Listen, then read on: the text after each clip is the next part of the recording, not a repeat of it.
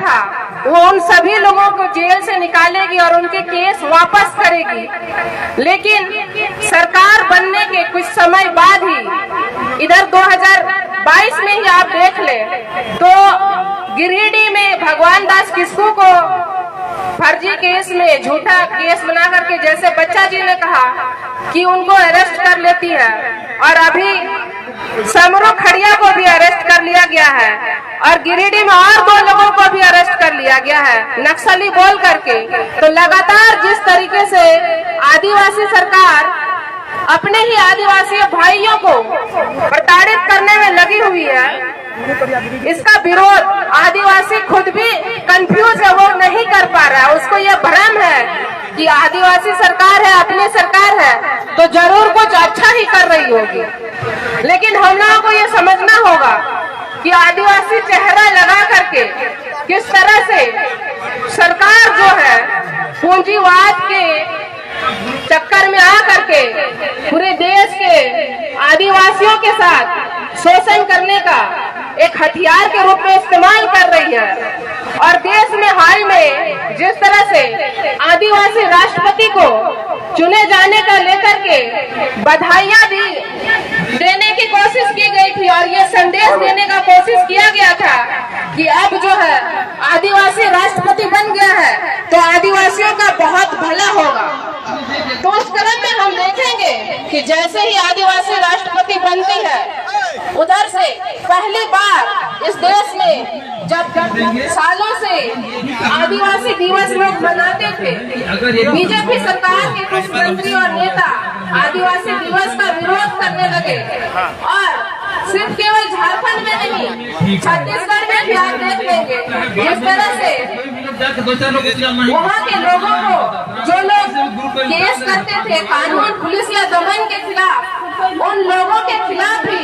उल्टा जुर्माना लगाती है कोर्ट। और हाल के दिनों में कल परसों की घटना जिस तरह से सोशल मीडिया में हमें खबर मिली कि राजस्थान के जालौर में एक दलित बच्चे को सिर्फ इसलिए मार दिया गया, शिक्षक ने सिर्फ इसलिए मारा क्योंकि उसकी मटकी से उसने पानी पी ली थी। तो ये पूरे देश में सिर्फ केवल आदिवासियों के साथ ही नहीं, दलितों के साथ, अल्पसंख्यकों के साथ जिस तरह से अत्याचार बढ़ा है और हमें ये भ्रम में डाला गया है कि आदिवासी राष्ट्रपति हो गया है, आदिवासी मुख्यमंत्री हो गया है, ठीक है। और अभी ये फैसला भी आया है 2002 का गोधरा कांड आप सबको याद होगा जो गुजरात में हुआ था अल्पसंख्यकों के खिलाफ। उसमें एक अल्पसंख्यक महिला थी बिल्किस बानो जिसका रेप किया गया और उनके बच्चे को मार दिया गया, उनके लोगों को मार दिया गया था। उन लोगों को आजीवन कारावास की सजा मिली थी, उनको जेल से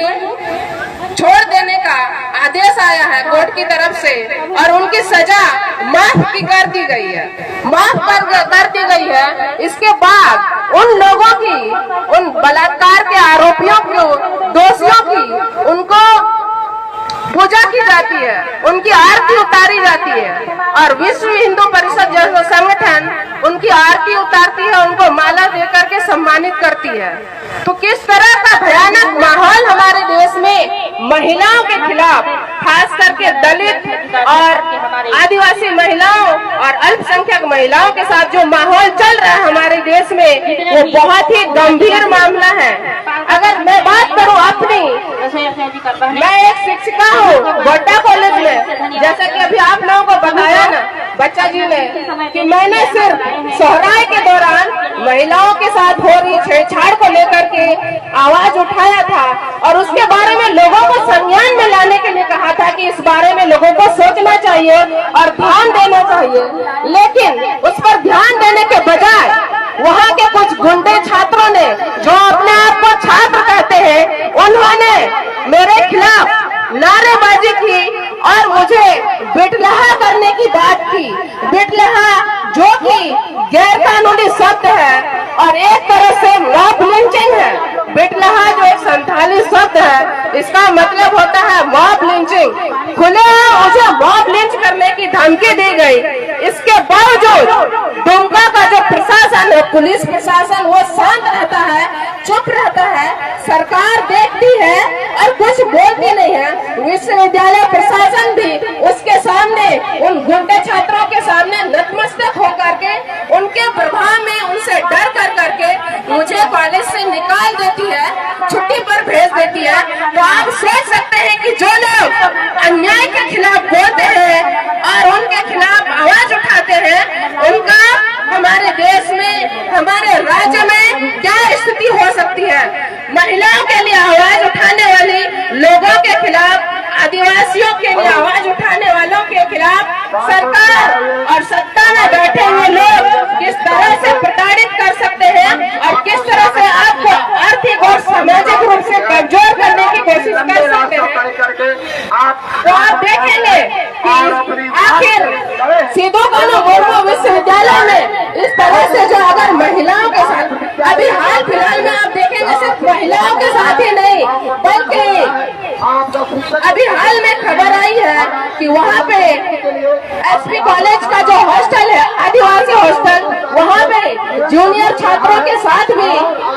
रैगिंग होता है। आप विश्वास करेंगे कि आज के जमाने में भी वहाँ पे मारपीट, दंगा करके मारने की घटनाएं होती है और विश्वविद्यालय प्रशासन इस मामले में कोई संज्ञान नहीं लेता है। उनके खिलाफ वो लोग बच्चे, जूनियर छात्र आवेदन देते हैं, शिकायत करते हैं, इसके बावजूद प्रशासन कोई कार्रवाई नहीं करता है, पुलिस भी कोई कार्रवाई नहीं करती है, समझौता कराने की कोशिश करती है। और वो गुंडे छात्र जो अपने आप को छात्र कहते हैं, वो वहाँ पर शिक्षा की जो एक प्रगतिशील व्यवस्था होनी चाहिए, जो जागरूकता होनी चाहिए, जिस संविधान में समानता की हम लोग बात करते हैं, उस समानता के खिलाफ एक तानाशाह व्यवस्था चलाने की कोशिश करते हैं। वहाँ के लोग और वहाँ की प्रशासन चाहते नहीं है कि आदिवासी समाज भी प्रगतिशील बने, आगे बढ़े और मुख्य धारा में अपना योगदान दे, किस तरह से वो लोग तरक्की करें। तो जिस तरह का